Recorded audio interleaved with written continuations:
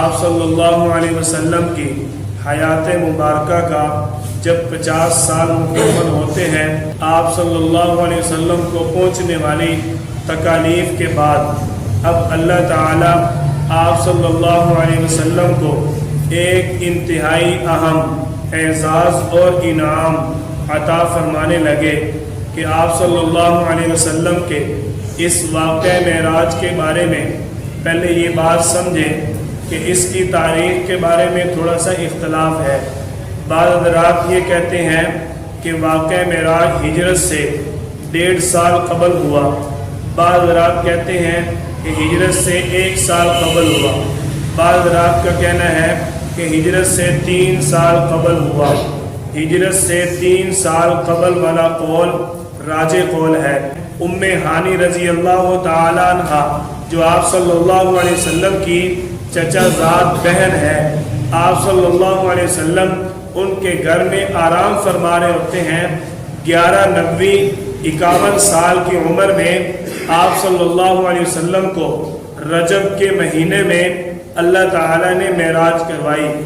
آپ صلی اللہ علیہ وسلم کو یہ معراج اللہ تعالیٰ نے کروائی، یہ اللہ کی طرف سے بہت بڑا اعزاز تھا۔ کیوں؟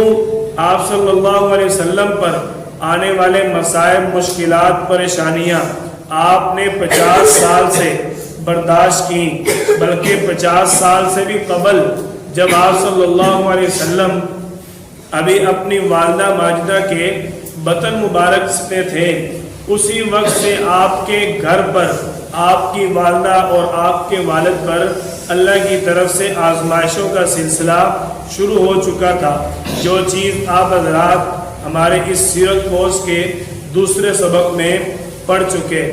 آپ صلی اللہ علیہ وسلم کو جب میرے اللہ نے آپ کی مشقتوں اور آزمائشوں کے بعد انعام اور اعزاز دینے کا ارادہ فرمایا، میرے اللہ نے آپ صلی اللہ علیہ وسلم کے اس معراج کے بارے میں فرمایا، سبحان الذی اسری بعبدہ لیلا من المسجد الحرام الی المسجد الاقصی، کہ پاک ہے وہ ذات جس نے اپنے بندے کو سیر کرائی من المسجد الحرام الی المسجد الاقصی، کہ مسجد حرام سے لے کر اقصی تک اللہ تعالیٰ نے آپ صلی اللہ علیہ وسلم کو معراج کروائی۔ یہ مسجد اقصی جس کو بیت المقدس کہا جاتا ہے، اس کا اللہ تعالیٰ نے ذکر فرمایا۔ آپ صلی اللہ علیہ وسلم کو جب معراج کروانے کے لیے اللہ کے حکم سے جبریل علیہ السلام تشریف لاتے ہیں، آپ صلی اللہ علیہ وسلم اپنی نیند مبارک کے اندر آرام فرما رہے ہیں۔ یوں سمجھے کہ آپ اللہ کی طرف سے محو خواب ہیں۔ آپ صلی اللہ علیہ وسلم کے گھر کے اندر پرسکون ماحول ہے، جہاں آپ صلی اللہ علیہ وسلم آرام فرما رہے ہیں۔ کیا خوبصورت وہ رات تھی جس میں میرے اللہ نے آپ صلی اللہ علیہ وسلم کو اپنے پاس ملاقات کے لیے بلایا۔ یہ جبریل علیہ السلام آپ صلی اللہ علیہ وسلم کے پاس اللہ کے حکم سے تشریف لاتے ہیں۔ اب جبریل علیہ السلام کے ساتھ اللہ کی طرف سے آپ صلی اللہ علیہ وسلم کے استقبال کے لیے اور بھی ملائکہ ہیں۔ علامہ کاشفی رحمۃ اللہ علیہ فرماتے ہیں کہ آپ صلی اللہ علیہ وسلم کے استقبال کے لیے اللہ تعالیٰ نے جبریل علیہ السلام کے دائیں طرف 80,000 فرشتے بھیجے، اور جبریل علیہ السلام کے بائیں طرف اللہ تعالیٰ نے 80,000 فرشتے آپ صلی اللہ علیہ وسلم کے استقبال کے لیے بھیجے۔ یہ جبریل علیہ السلام آپ صلی اللہ علیہ وسلم کے گھر مبارک میں، جہاں آپ صلی اللہ علیہ وسلم آرام فرما ہے، تشریف لا چکے۔ اب جبریل علیہ السلام کھڑے ہیں، دیکھ رہے ہیں کہ آپ صلی اللہ علیہ وسلم آرام فرما رہے ہیں، اور جبریل علیہ السلام اس بات کے اندر سوچ رہے ہیں کہ کیا کروں، آپ صلی اللہ علیہ وسلم کو بیدار کرنے کے لیے کون سا طریقہ اختیار کیا جائے، کیا وہ خوبصورت منظر ہوگا۔ اللہ تعالیٰ نے آپ صلی اللہ علیہ وسلم کو آرام کرتے ہوئے. اب بندہ اس بات کو بھی ذرا دیکھے کہ کیا خوبصورت، اتنا خوبصورت چہرہ جب وہ آرام کر رہا ہو اور اس کو بندہ جی بھر کے دیکھے. کیا اللہ کی طرف سے جبریل علیہ السلام کو اللہ نے نعمت عطا فرمائی. آپ صلی اللہ علیہ وسلم آرام فرما رہے ہیں اور جبریل علیہ السلام آپ صلی اللہ علیہ وسلم کا دیدار بھی کر رہے ہیں اور ساتھ یہ سوچ رہے ہیں کہ کیا کیا جائے آپ صلی اللہ علیہ وسلم کو نیند سے بیدار کرنے کے لیے. اب جبریل علیہ السلام ہاتھ باندھ کر کھڑے ہیں کہ اسی وقت اللہ کی طرف سے حکم آتا ہے یا جبریل قبل قدمی، کہ تم میرے حبیب صلی اللہ علیہ وسلم کے قدم مبارک کو بوسہ دو. اب جبریل علیہ السلام کو اللہ تعالیٰ نے جو اللہ تعالیٰ نے یہ حکم دیا، یوں معلوم ہوتا ہے کہ میرے اللہ نے جبریل علیہ السلام کی جو خصوصیت ان کو نوری مخلوق کے اندر بنایا، ان کے خوبصورت ہونٹ شاید میرے اللہ نے آپ صلی اللہ علیہ وسلم کے اس شرف کے لیے بنائے ہوں. حضرت جبریل علیہ السلام آپ صلی اللہ علیہ وسلم کے پاؤں مبارک قدموں کو بوسہ دیتے ہیں. نبی صلی اللہ علیہ وسلم کے قدموں کو حضرت جبریل علیہ السلام کی ہونٹوں کی جب ٹھنڈک پہنچتی ہے، آپ صلی اللہ علیہ وسلم بیدار ہو جاتے ہیں اور آپ صلی اللہ علیہ وسلم فوراً فرماتے ہیں کہ جبریل کیسے آنا ہوا. آپ صلی اللہ علیہ وسلم نے جب فخر کائنات حضرت محمد صلی اللہ علیہ وسلم نے جبریل سے پوچھا کہ جبریل کیسے آنا ہوا، عرض کی یا رسول اللہ ان اللہ اشتاق الی لقائک یا رسول اللہ، اللہ تعالیٰ آپ کی ملاقات کا شوق رکھتے ہیں، اب اللہ تعالیٰ آپ سے ملاقات کرنا چاہتے ہیں. جبریل علیہ السلام نے جب یہ الفاظ آپ صلی اللہ علیہ وسلم کے سامنے پیش کیے تو حضور صلی اللہ علیہ وسلم سے عرض کی کہ آپ تشریف لے چلیے. زمین سے لے کر آسمانوں تک ہر شخص، ہر فرد، ہر مخلوق آپ کے استقبال کے لیے، آپ کے دیدار کا شوق رکھتے ہوئے انتظار کر رہی ہے. آپ صلی اللہ علیہ وسلم نے سفر کی تیاری شروع کی کہ ادھر جبریل علیہ السلام بھی آپ صلی اللہ علیہ وسلم کے اس سفر مبارک کی تیاری شروع کرتے ہیں. اس تیاری کا سب سے پہلا مرحلہ کہ نبی صلی اللہ علیہ وسلم کا شق صدر کیا جاتا ہے.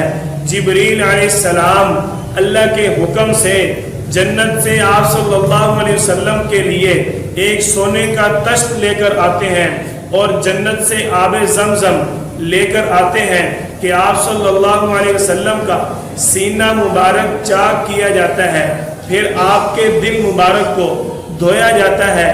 آپ صلی اللہ علیہ وسلم فرماتے ہیں کہ میرے پاس ایک آنے والے فرشتے نے میرا سینہ چاک کیا، سینہ چاک کرنے کے بعد میرا دل نکالا اور میرے پاس ایک سونے کا تشت لایا گیا تھا، اس میں اللہ کے حکم سے میرے دل کے اندر ایمان اور حکمت کی چیزیں بھی ڈالی گئیں اور میرے دل کو دھونے کے بعد دوبارہ قلب اطہر کو سینے کے اندر پیوست کر دیا گیا. صحیح مسلم کے اندر آپ صلی اللہ علیہ وسلم کا فرمان مبارک ہے کہ جبریل علیہ السلام نے میرا سینہ چاک کرنے کے بعد میرے دل مبارک کو زمزم کے پانی کے ساتھ دھویا اور سینہ مبارک میں رکھ کر دوبارہ اوپر سے سی دیا.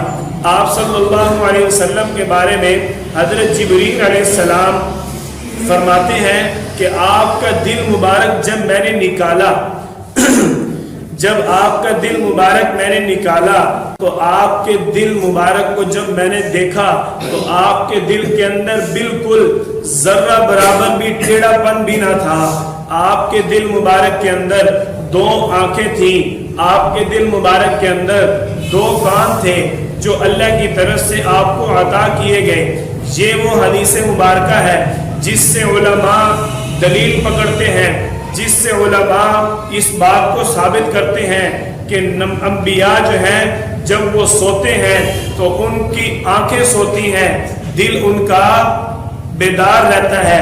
آپ صلی اللہ علیہ وسلم کی رحلت کا واقعہ جب آئے گا اس بات کو انشاءاللہ کھولیں گے کہ جب آپ صلی اللہ علیہ وسلم کے بارے میں سارے یہ کہہ رہے تھے کہ آپ صلی اللہ علیہ وسلم کا وصال ہو گیا، سیدنا عمر بن خطاب رضی اللہ تعالیٰ عنہ نے آپ صلی اللہ علیہ وسلم کے بارے میں اپنی محبت کا اظہار کرتے ہوئے فرمایا تھا کہ جو یہ کہے گا کہ آپ صلی اللہ علیہ وسلم اس دنیا سے چلے گئے، حالانکہ میں دیکھ رہا ہوں کہ نبی صلی اللہ علیہ وسلم زندہ ہے، اور عمر رضی اللہ تعالیٰ عنہ کی آنکھیں آپ صلی اللہ علیہ وسلم کے دل مبارک پر تھی، جس لیے حضرت عمر رضی اللہ تعالیٰ عنہ نے یہ جملہ ارشاد فرمایا۔ اب آپ صلی اللہ علیہ وسلم یہ اللہ کی طرف سے آپ کو، آپ کے دل مبارک کو اس لیے دھویا گیا، شق صدر اس لیے کیا گیا کہ آپ کے دل کے اندر اللہ کی طرف سے چند حکمتیں آ رہے۔ وہ حکمتیں کیا تھی؟ پہلی حکمت کہ آپ صلی اللہ علیہ وسلم اللہ کی تجلی یعنی اللہ کا دیدار کرنے کی قوت حاصل کرنے، جنت دکھائی گئی، جہنم دکھائی گئی، مزید اللہ تعالیٰ نے جنت اور جہنم کے معاملات دکھائے، اور چند لوگوں کے اللہ تعالیٰ نے عبرتناک واقعات بھی دکھائے۔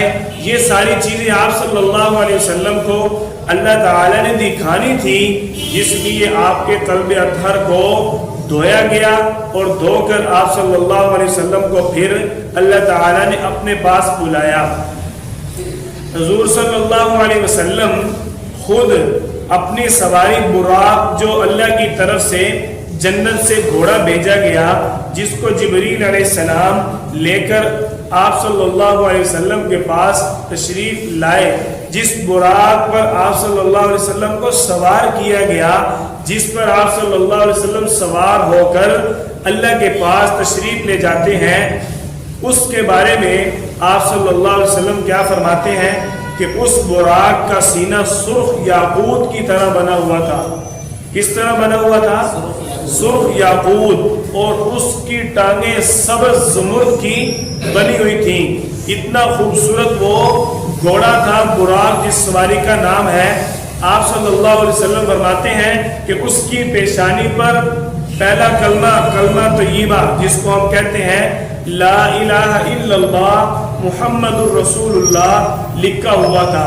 اب آپ صلی اللہ علیہ وسلم سوار ہوتے ہیں، حضرت جبریل علیہ السلام آپ صلی اللہ علیہ وسلم کی سواری کی رکاب پکڑتے ہیں، جسے ہم اپنی زبان اور عرف میں سمجھنے کے لیے لگام کہتے ہیں۔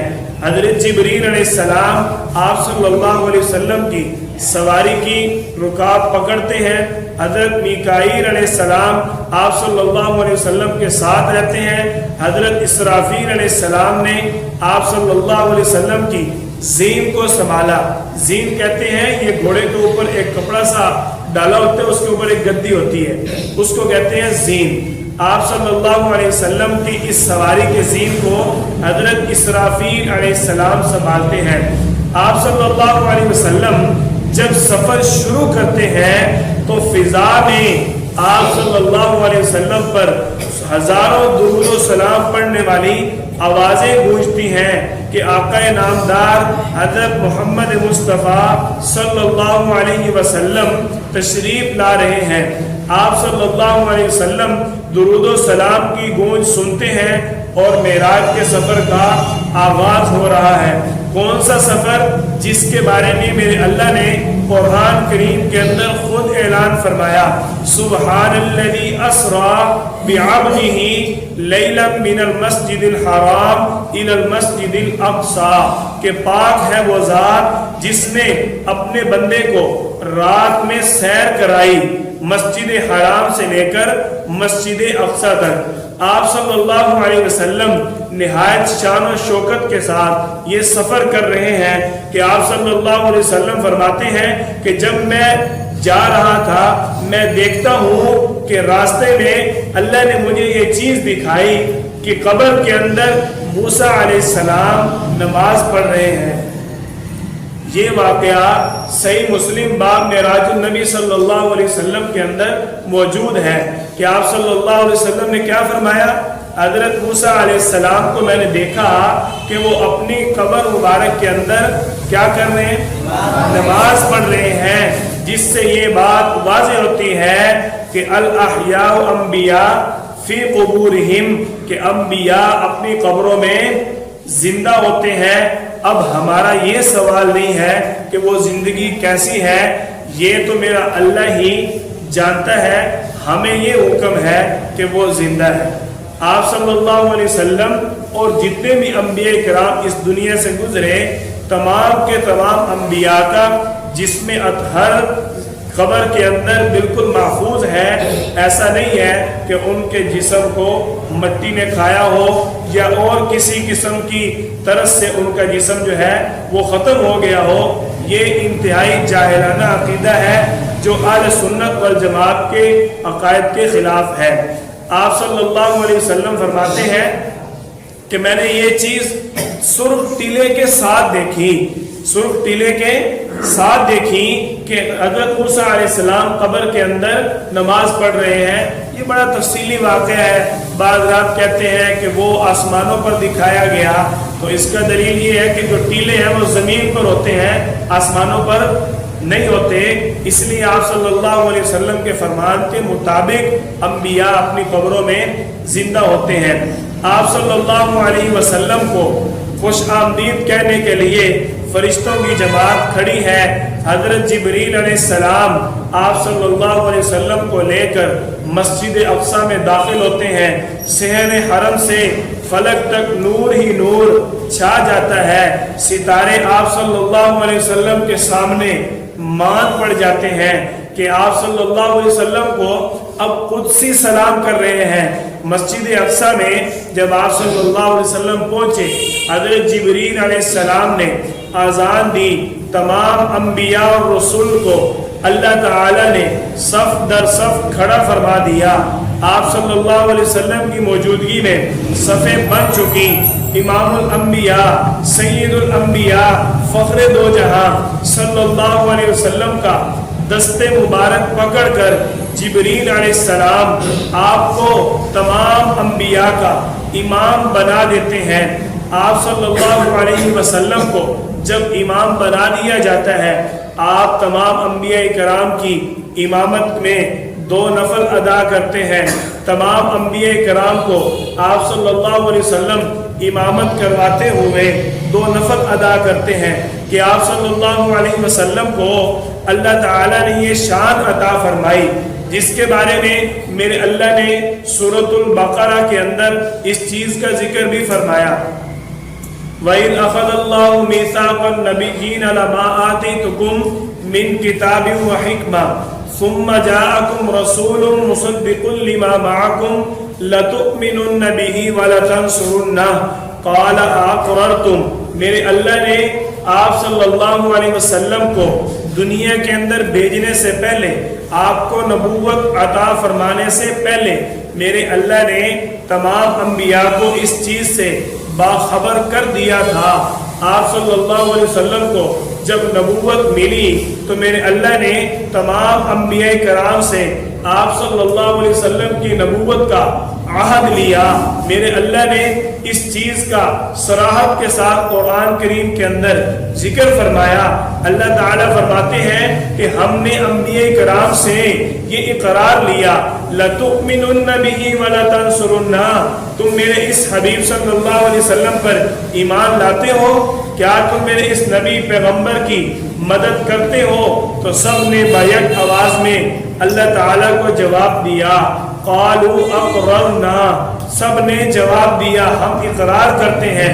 اللہ تعالیٰ نے فرمایا قال اقررتم واخذتم على ذلكم اسری قالوا اقررنا قال فاشهدوا وانا معكم من الشاہدین۔ اللہ تعالیٰ فرماتے ہیں کہ میں نے اس چیز کو واضح کر دیا کہ میں بھی اس پر گواہ ہوں، اور جتنے انبیاء اور فرشتے ہیں سب کے سب اس پر گواہ ہو جانا کہ میں نے تمام انبیاء کرام سے اپنے اس پیغمبر صلی اللہ علیہ وسلم کی تصدیق کروائی کہ تمام انبیاء کرام کو اللہ تعالی نے آپ صلی اللہ علیہ وسلم پر ایمان لانے کی دعوت دی۔ یہ بھی میرے نبی صلی اللہ علیہ وسلم کی ایک ایسی خصوصیت ہے جو باقی انبیاء کرام کو اللہ تعالیٰ نے نہیں عطا فرمائی۔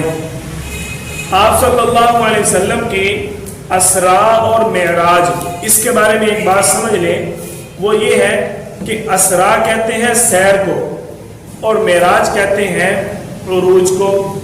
اسراء آپ صلی اللہ علیہ وسلم کو مسجد حرام یعنی مکہ سے لے کر مسجد اقصی بیت المقدس تک جو سیر کرائی گئی اس کو اسراء کہا جاتا ہے، اور مسجد اقصی بیت المقدس سے لے کر اللہ کے عرش سدرۃ المنتہا سے بھی اوپر جہاں تک آپ صلی اللہ علیہ وسلم کو سیر کرائی گئی اس کو معراج کہا جاتا ہے۔ اسراء کا معنی ہے سیر کرنا اور معراج کا معنی ہے عروج پکڑنا۔ آپ صلی اللہ علیہ وسلم کو اللہ تعالیٰ نے اسراء بھی کروائی اور معراج بھی کروائی، جس کی یہ مثال اور وضاحت ہے کہ جب آپ صلی اللہ علیہ وسلم براق کے اوپر سفر کرنا شروع کرتے ہیں تو جبریل علیہ السلام آپ کے ساتھ ہیں۔ آپ صلی اللہ علیہ وسلم فرماتے ہیں کہ جہاں تک ہماری نگاہ کی انتہا ہوتی وہاں پر براق کا پہلا قدم ہوتا تھا، اتنی تیز سواری کہ جہاں ہماری نظر ٹھہرتی وہیں پر براق کا قدم ہوتا۔ تو آپ صلی اللہ علیہ وسلم فرماتے ہیں ہماری پہلی نگاہ پہلے آسمان پر تھی کہ براق کا پہلا قدم بھی پہلے آسمان پر۔ اب آپ صلی اللہ علیہ وسلم پر فوراً ہی پہلا آسمان آ گیا۔ حضرت جبریل علیہ السلام نے دروازہ کھٹکھٹایا، دربان نے پوچھا کون ہے؟ جواب دیا کہ میں ہوں جبریل۔ تو پوچھا گیا من معک، آپ کے ساتھ کون ہے؟ جبریل علیہ السلام نے جواب دیا میرے ساتھ حضرت محمد مصطفیٰ صلی اللہ علیہ وسلم ہے۔ دربان نے فوراً جواب دیا مرحبا، انہی کا تو انتظار ہو رہا ہے، آ جائیے، موسٹ ویلکم، خوش آمدید، جی آیا نو، بسم اللہ۔ آپ صلی اللہ علیہ وسلم کا جس انداز میں بھی الفاظ استعمال کیا جائیں اس سے بڑھ کر میرے اللہ نے آپ صلی اللہ علیہ وسلم کے استقبال کا انتظام فرمایا۔ اب آپ صلی اللہ علیہ وسلم پہلے آسمان پر تشریف لے جاتے ہیں، وہاں پر حضرت آدم علیہ السلام سے آپ کی ملاقات ہوتی ہے۔ جب آپ صلی اللہ علیہ وسلم وہاں سے دوسرے آسمان پر تشریف لے جاتے ہیں، حضرت عیسیٰ علیہ السلام سے آپ کی ملاقات ہوتی ہے، حضرت یحییٰ علیہ السلام سے آپ کی ملاقات ہوتی ہے، اور آپ کو تمام انبیاء ملتے ہی خوش آمدید مرحبا کے الفاظ کے ساتھ آپ صلی اللہ علیہ وسلم کو پکارتے ہیں۔ تیسرے آسمان پر آپ صلی اللہ علیہ وسلم کی حضرت یوسف علیہ السلام کے ساتھ ملاقات ہوتی ہے۔ چوتھے آسمان پر حضرت ابراہیم علیہ السلام کے ساتھ آپ صلی اللہ علیہ وسلم کی ملاقات ہوتی ہے۔ پانچویں آسمان پر حضرت ہارون علیہ السلام، اور چھٹے آسمان پر حضرت موسیٰ علیہ السلام، اور ساتویں آسمان پر حضرت ابراہیم علیہ السلام آپ صلی اللہ علیہ وسلم کے ساتھ ملاقات کرتے ہیں۔ آپ صلی اللہ علیہ وسلم کو تمام انبیاء کرام نے مرحبا کے الفاظ کے ساتھ آپ کو قبول کیا۔ اس کے بعد آپ صلی اللہ علیہ وسلم سدرۃ المنتہا تک پہنچ جاتے ہیں۔ یہ سدرۃ المنتہا وہ مقام ہے جہاں تک آپ صلی اللہ علیہ وسلم اور جتنے بھی لوگ آپ صلی اللہ علیہ وسلم سے پہلے اللہ نے جو فرشتوں کو اپنی عبادت کے لیے چنا ہوا تھا، یا اور جو بھی اللہ کی مخلوق تھی، یہاں تک سب کا اختتام ہے۔ آپ صلی اللہ علیہ وسلم اکیلے واحد وہ شخصیت ہیں کہ جن کو میرے اللہ نے یہ اعزاز انعام دیا، آپ کا اکرام کیا کہ آپ کو اللہ تعالیٰ نے سدرۃ المنتہا سے بھی آگے اپنے پاس، اپنے عرش کے پاس اللہ تعالیٰ نے بلایا۔ اب جب سدرۃ المنتہا پر پہنچے، جب آپ صلی اللہ علیہ وسلم اور جبریل علیہ السلام سدرۃ المنتہا پر پہنچ جاتے ہیں تو وہاں پر پہنچ کر جبریل علیہ السلام رک جاتے ہیں اور عرض کرتے ہیں یا رسول اللہ، میں اگر اس سے آگے جاؤں گا میرے پر جل کر راکھ ہو جائیں گے، میں اس سے آگے نہیں جا سکتا، یہ میرا مقام انتہا ہے۔ اللہ تعالیٰ نے آپ صلی اللہ علیہ وسلم کو وہ مقام عطا فرمایا کہ اب سدرۃ المنتہا پر فرشتے جو اللہ کی انسانوں سے بھی زیادہ عبادت کرنے والے ہیں، اللہ تعالیٰ نے ان کا بھی مقام انتہا آپ صلی اللہ علیہ وسلم کے پیچھے رکھ دیا، اور آپ صلی اللہ علیہ وسلم کو اللہ تعالیٰ نے اپنے عرش کے پاس بلایا، اور حضرت جبریل علیہ السلام سدرۃ المنتہا پر رک جاتے ہیں اور عرض کرتے ہیں یا رسول اللہ، روح الامین کی حد اب ختم ہو گئی، اب میں اس سے آگے نہیں جا سکتا۔ اس چیز کا ذکر میرے اللہ نے قرآن کریم کے اندر بھی کیا۔ سورۃ النجم میں اللہ تعالیٰ فرماتے ہیں وَهُوَ بِالْأُفُقِ الْأَعْلَىٰ، ہم نے اپنے اس پیغمبر کو اپنے پاس انتہائی بلند بلایا، یعنی اپنے پیغمبر کو انتہائی بلند ظاہر کرنے کا ارادہ فرمایا۔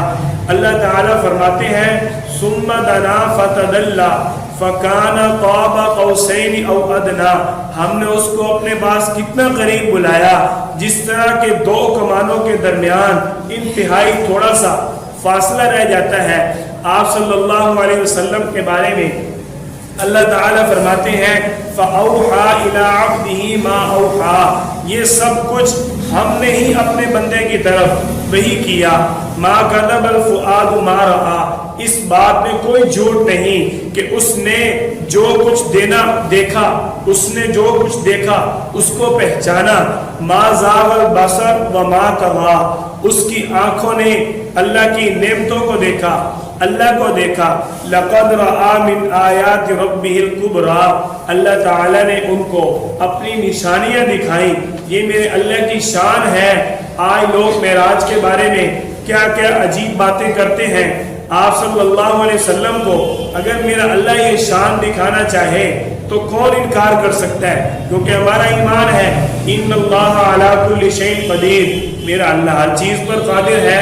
حضرت ابن عباس رضی اللہ تعالیٰ عنہ فرماتے ہیں کہ اللہ تعالیٰ نے حضرت ابراہیم علیہ السلام کو کیا فرماتے ہیں، حضرت ابن عباس رضی اللہ تعالیٰ عنہ کہ اللہ تعالیٰ نے ابراہیم علیہ السلام کو اپنا خلیل بنایا، موسیٰ علیہ السلام کو اپنا کلیم بنایا، اور آپ صلی اللہ علیہ وسلم کو اللہ تعالیٰ نے اپنے دیدار کا اعزاز بخشا۔ آپ صلی اللہ علیہ وسلم کو معراج کے موقع پر اللہ تعالیٰ نے 3 نعمتیں خاص عطا فرمائی۔ نمبر 1، سورۃ البقرہ کی آخری 3 آیات اللہ تعالیٰ نے آپ صلی اللہ علیہ وسلم کو بطور تحفہ کے عطا فرمائی۔ نمبر 2، آپ صلی اللہ علیہ وسلم کو اللہ تعالیٰ نے یہ نعمت عطا فرمائی کہ آپ کی امت کے اندر کوئی شخص جب تک شرک نہ کرے اس وقت تک اس کی بخشش ہے، جس نے شرک کیا ہوگا اس کی بخشش نہیں، اس کے علاوہ ہر شخص کی آپ کی امت میں بخشش کر دی جائے گی۔ اللہ تعالیٰ نے آپ صلی اللہ علیہ وسلم کو اسی معراج کے موقع پر جو تیسری عظیم نعمت عطا فرمائی کہ آپ کو اللہ تعالیٰ نے 50 نمازیں بطور عبادت کے تحفہ عطا فرمایا۔ آپ صلی اللہ علیہ وسلم جب یہ تحفہ لے کر واپس آ رہے ہیں تو حضرت موسیٰ علیہ السلام کے ساتھ چھٹے آسمان پر ملاقات ہوتی ہے۔ موسیٰ علیہ السلام آپ صلی اللہ علیہ وسلم سے عرض کرتے ہیں کہ میری قوم بنی اسرائیل نے 2 نمازیں نہ پڑھی، آپ کی امت 50 کیسے پڑھے گی؟ آپ صلی اللہ علیہ وسلم دوبارہ اللہ کے پاس تشریف لے جاتے ہیں۔ میں یوں سمجھتا ہوں کہ اللہ تعالیٰ آپ صلی اللہ علیہ وسلم کو اپنے پاس بار بار بلانا چاہتے تھے، بار بار میرا اللہ اپنے حبیب کو اپنے عرش کے اوپر بٹھانا چاہتے تھے کہ آپ صلی اللہ علیہ وسلم حضرت موسیٰ علیہ السلام سے ملتے اور پھر اللہ کے پاس جاتے کہ یا اللہ نمازیں ابھی بہت زیادہ ہیں، پھر ملتے موسیٰ علیہ السلام کو، پھر اللہ کے پاس جاتے۔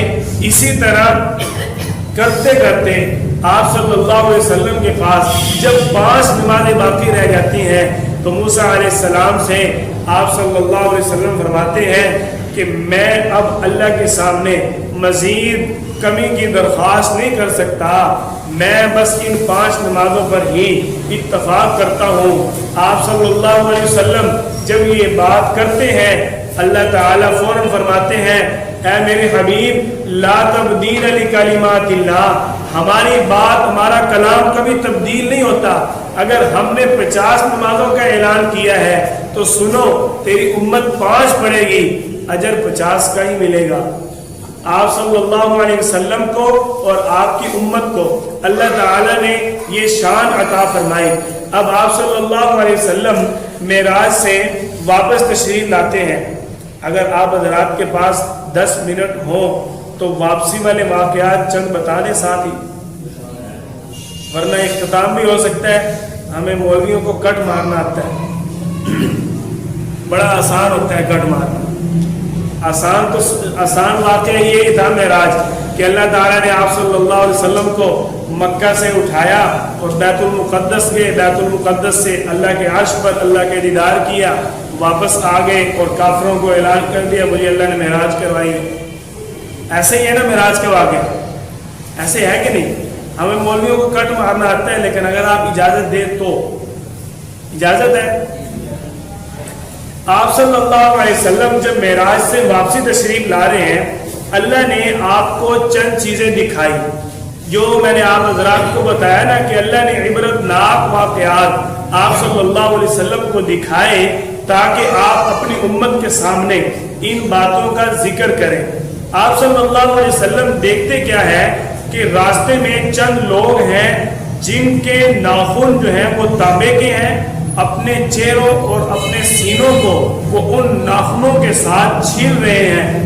آپ صلی اللہ علیہ وسلم دیکھتے ہیں اور جبریل علیہ السلام سے پوچھتے ہیں کہ جبریل یہ کیا ہے؟ حضرت جبریل علیہ السلام آپ صلی اللہ علیہ وسلم کو عرض کرتے ہیں کہ یہ وہ لوگ ہیں جو اپنے ہی لوگوں کا، آدمیوں کا، بھائیوں کا گوشت کھاتے ہیں۔ آپ صلی اللہ علیہ وسلم نے فرمایا وہ گوشت کیسے کھاتے ہیں؟ عرض کی یا رسول اللہ یہ لوگ اپنے ہی مسلمانوں کی غیبت کرتے ہیں۔ آپ صلی اللہ علیہ وسلم کو اسی واپسی میں اللہ تعالیٰ نے دکھایا کہ ایک شخص نہر کے اندر تیر رہا ہے اور پتھر کو بار بار اپنا لقمہ بناتا ہے، یعنی کہ اس کو کھا جاتا ہے۔ حضرت جبریل علیہ السلام سے پوچھا کہ اے جبریل یہ کیا ماجرا ہے، یہ شخص بار بار پتھر کو کھا رہا ہے؟ تو جواب دیا گیا یا رسول اللہ یہ شخص سود خور ہے، یہ سود کھانے والے کا عذاب ہے۔ جو دنیا کے اندر سود کھائے گا اللہ تعالیٰ اس کو اسی طرح آخرت میں پتھر کھلائیں گے۔ اور آپ صلی اللہ علیہ وسلم نے ایک اور چیز دیکھی کہ ایک شخص ہے اس کے سر کو بار بار پتھر کے ساتھ کچل دیا جاتا ہے، اس کو سر جو ہے پتھر لگتا ہے، سر اس کا کچل دیا جاتا ہے، دوبارہ اس کا سر اللہ کے حکم سے بن جاتا ہے اور پھر پتھر لگتا ہے، یعنی یہ عذاب اس کو تسلسل کے ساتھ مسلسل مل رہا ہے کہ آپ صلی اللہ علیہ وسلم پوچھتے ہیں کہ اے جبریل یہ کیا ماجرا ہے؟ حضرت جبریل علیہ السلام عرض کرتے ہیں یا رسول اللہ یہ وہ شخص ہے جو دنیا کے اندر نماز نہیں پڑھتا تھا، اس کا یہ عذاب ہے کہ اس نے اپنے سر کو اللہ کے سامنے نہ جھکایا، اللہ تعالیٰ اس کے سر کو یہ عذاب پہنچا رہے ہیں کہ بار بار اس کا سر کچل دیا جاتا ہے۔ آپ صلی اللہ علیہ وسلم کو واپسی میں اللہ تعالیٰ نے جنت دکھائی، اللہ تعالیٰ نے جنت کی جب خوشبو آپ صلی اللہ علیہ وسلم کو آئی تو پوچھا جبریل یہ خوشبو کیسی ہے؟ آپ صلی اللہ علیہ وسلم کو جبریل علیہ السلام عرض کرتے ہیں یا رسول اللہ وہ جو فرعون کی باندی تھی جس نے اللہ کی توحید کا اقرار کیا، جس کی بیٹیوں کو اس کے سامنے تپتے چولہے کے اندر جس کے سامنے اس کی بیٹیوں کو ایک گھی کے بنے ہوئے کڑھائی کے اندر ڈال کر جلس کر دیا، آپ صلی اللہ علیہ وسلم کو جبریل علیہ السلام خبر دے رہے ہیں کہ اس عورت نے یہ قربانی دی تھی، اللہ تعالیٰ نے اس دن سے لے کر آج تک اس کی قبر سے جنت کی خوشبو جاری کر دی۔ جو اللہ پر ایمان لاتا ہے اللہ تعالیٰ پھر اس طرح اس کو اعزاز عطا فرماتے ہیں۔ آپ صلی اللہ علیہ وسلم کو تھوڑے ہی راستے پر چل کر بدبو آتی ہے تو حضرت جبریل علیہ السلام سے پوچھتے ہیں کہ حضرت جبریل امین یہ کیا ماجرا ہے؟ जिब्रील अमीन अर्ज करते हैं, या रसूल अल्लाह, यहाँ पर जहन्नुम है, जहन्नुम की बदबू आप तो तक पहुंची है। और हज़रत जिब्रील अलैहिस्सलाम आप सल्लल्लाहु अलैहि वसल्लम को जहन्नुम दिखाते हैं। अल्लाह ने आपको जन्नत दिखाई, जहन्नुम दिखाई, अंबिया से मुलाकात करवाई, अंबिया की इमामत आप सल्लल्लाहु अलैहि वसल्लम को अता फरमाई, अंबिया से आप सल्लल्लाहु अलैहि वसल्लम की नबूवत का अल्लाह ताला ने आहद लिया। जब ये सारे वाक़यात आप सल्लल्लाहु अलैहि वसल्लम देखते हैं, उसी रात में आप सल्लल्लाहु अलैहि वसल्लम वापस मक्का में तशरीफ ले आते हैं। और जब आप सल्लल्लाहु अलैहि वसल्लम मक्का में पहुंचते हैं, सुबह होते ही आप सल्लल्लाहु अलैहि वसल्लम ने मक्का वालों से मेराज के वाक़े का जिक्र किया। जब आप सल्लल्लाहु अलैहि वसल्लम ने अपनी चचाजाद बहन उम्मे हानी के सामने इस वाक़े मेराज का जिक्र किया, तो इन्होंने आप सल्लल्लाहु अलैहि वसल्लम से अर्ज की, या रसूलल्लाह, आप इस वाक़े को कुफ़ार के सामने बयान न करना, वो आप पर ईमान नहीं लाएंगे, वो आपकी इस बात को मानेंगे नहीं। आप सल्लल्लाहु अलैहि वसल्लम ने फरमाया कि मैं अल्लाह का पैगंबर हूँ, मैं सच्चा हूँ और सच को जरूर बयान करूँगा। आप सल्लल्लाहु अलैहि वसल्लम निकलते हैं, मकाम हजर हरम के अंदर तशरीफ लाते हैं। वहाँ आकर आप सल्लल्लाहु अलैहि वसल्लम बैठते हैं और वाक़े मेराज का तज़किरा करते हैं। मुशरिकीन मक्का, कुफ़ारे कुरैश आप सल्लल्लाहु अलैहि वसल्लम का ये मेराज वाला वाक़या सुनकर आप सल्लल्लाहु अलैहि वसल्लम का मजाक उड़ाते हैं। और आपके इस वाक़े को सुनकर अबू जहल बदबख्त, जो आपका सबसे बड़ा दुश्मन है, जो आपकी इस उम्मत का फिरौन है, आप सल्लल्लाहु अलैहि वसल्लम को कहता है, ये वाक़या तो सारी कौम के सामने बयान कर सकते हैं। आप सल्लल्लाहु अलैहि वसल्लम ने फरमाया, जी हाँ, मेरा ये वाक़या सच्चा है, मुझे इस पर यकीन है, मैं पूरी कौम के सामने बयान कर सकता हूँ। आप सल्लल्लाहु अलैहि वसल्लम को अबू जहल पूरी कौम को इकट्ठा कर लेता है और आप सल्लल्लाहु अलैहि वसल्लम को लेकर आप सल्लल्लाहु अलैहि वसल्लम की कौम और अबू जहल अपने सरदारान कुरैश के पास ले आता है। वहाँ आकर आप सल्लल्लाहु अलैहि वसल्लम ने जब वाक़े मेराज बयान किया, तो आप सल्लल्लाहु अलैहि वसल्लम को उसके जवाब में मुशरिकीन मक्का ने साबका तरतीब दोहराते हुए आप सल्लल्लाहु अलैहि वसल्लम का मजाक उड़ाया। हत्ता कि आपके इस वाक़े मेराज को सुनकर मुशरिकीन मक्का ने तालियां बजाई। मैं मुताला कर रहा था तो मुताले के अंदर ये बात दिल में आई। ऐसे मुताला करते करते ये एक ऐसी चीज़ है, आप सल्लल्लाहु अलैहि वसल्लम की सीरत, जब बंदा इसको पढ़ रहा होता है या जब बंदा इसको सुन रहा होता है, एक कैफियत जो यकसुई वाली बंदे पर तारी हो जाती है। वो अब समझ में आता है कि सहाबा आप सल्लल्लाहु अलैहि वसल्लम की मजलिस में बैठा करते थे, इतनी यकसुई से आप सल्लल्लाहु अलैहि वसल्लम की बात को सुना करते थे कि उनके सरों पर परिंदे बैठकर उड़ जाते, उनको इल्म भी ना होता। आप सल्लल्लाहु अलैहि वसल्लम का यही वाक़या, एक आपकी सहाबी है उम्मे माबद रज़ी अल्लाह तआला अन्हा, आप सल्लल्लाहु अलैहि वसल्लम का ये वाक़या आएगा। इनका शौहर जब आप सल्लल्लाहु अलैहि वसल्लम के बारे में सुनता है ना पहली मर्तबा, तो अपनी बीवी को हर रोज घर आकर कहता है, खाना बाद में खाऊंगा, पहले मुझे उस नबी की बातें सुना। ये आप सल्लल्लाहु अलैहि वसल्लम की सीरत तय्यबा को सुनने की एक खास अल्लाह की तरफ से फजीलत और कैफियत है कि आप सल्लल्लाहु अलैहि वसल्लम की जब ये वाक़या पढ़ रहा था, तो ये बात जब आई ना कि मुशरिकीन मक्का ने तालियां बजाई, तो ऐसे ही मुताला करते करते मेरे मुंह से बेसाफ निकला कि या अल्लाह ये क्यों किया उन्होंने, उनको नहीं करना चाहिए था। आप सल्लल्लाहु अलैहि वसल्लम के साथ हर शख्स को मोहब्बत है, क्योंकि मेरे अल्लाह ने ये मोहब्बत हम सबको अता की, तो हम इस काम के लिए जमा हुए। तो ये बात दिल में आई कि आपसे भी इजहार कर दूं। ऐसे मुताला करते करते दिल में आया और ये क्यों था, और मुंह से बेसाफ निकल गया कि या अल्लाह उन्होंने तालियां क्यों बजाई, क्योंकि ये तो एक हकीकत थी, उनको ऐसा नहीं करना चाहिए था। आप सल्लल्लाहु अलैहि वसल्लम नहीं बल्कि हर नबी के अल्लाह ताला ने दुश्मन दुनिया में भेजे। جو ہمارے سبق نمبر 13 کے اندر گزر چکا ہے، آپ صلی اللہ علیہ وسلم نے جب واقعہ معراج کا ذکر کیا تو اب مشرکین مکہ سوال کرنے لگے کہ یہ کہتا ہے میں نے بیت المقدس دیکھی ہے، بیت المقدس کو دیکھا ہے اور مسجد اقصی میں گیا ہوں۔ تو مشرکین مکہ ان کے جو بڑے بڑے سردار تھے اور تورات کے اندر بھی انہوں نے پڑھا ہوا تھا، ان کو معلوم تھا کہ بیت المقدس کس طرح کی ہے۔ انہوں نے آپ صلی اللہ علیہ وسلم کو آزمانے کے لیے سوال کیا کہ مسجد اقصی کے دروازے کتنے ہیں، مسجد اقصی کی کیفیت کیا ہے، اس کے مینار کتنے ہیں۔ اللہ تعالیٰ نے آپ صلی اللہ علیہ وسلم کے سامنے پوری مسجد اقصی کا نقشہ کر دیا۔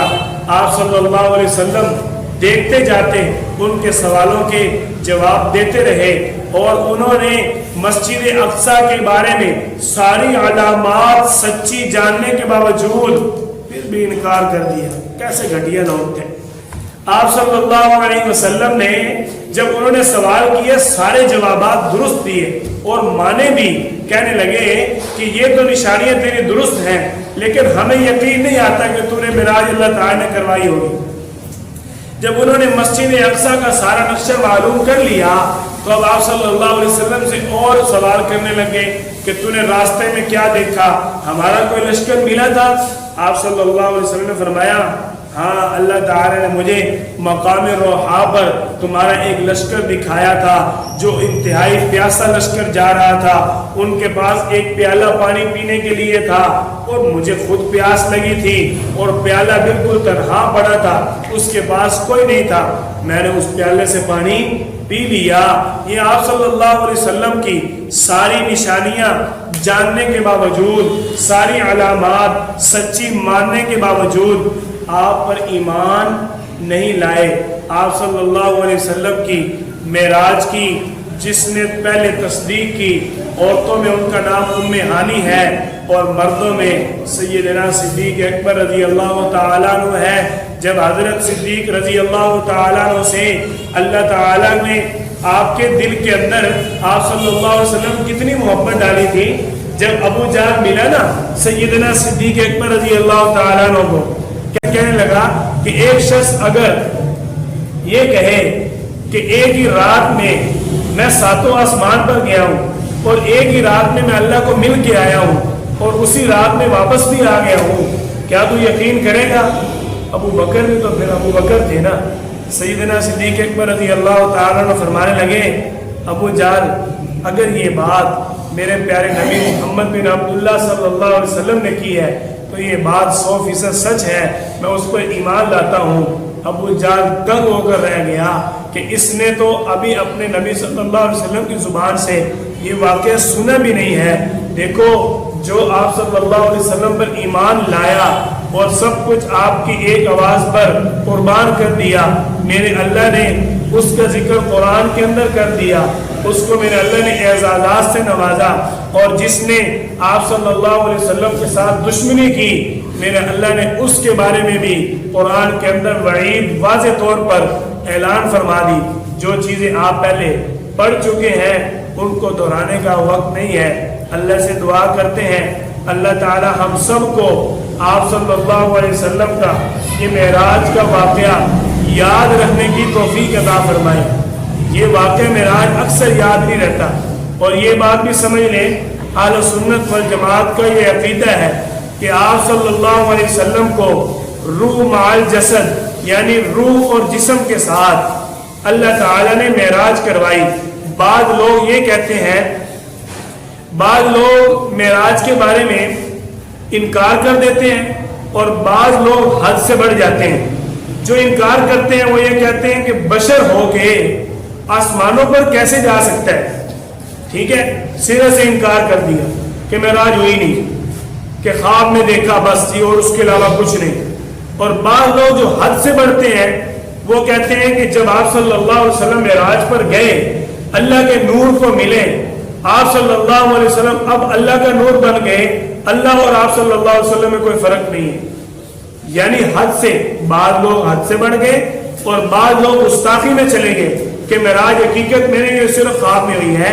درمیانہ اور متوسط میانہ روی والا جو عقیدہ ہے بحمداللہ تعالی اہل سنت والجماعت کا جو عقیدہ ہے اس کے اندر کسی قسم کا نہ افراط ہے نہ تفریط ہے، نہ کمی ہے نہ زیادتی ہے، معتدل عقیدہ ہے کہ اللہ تعالی نے آپ صلی اللہ علیہ وسلم کو روح اور جسم کے ساتھ معراج کروائی، آپ صلی اللہ علیہ وسلم نے اللہ کا دیدار بھی کیا۔ یہ تمام اہل سنت والجماعت کا متفقہ عقیدہ ہے۔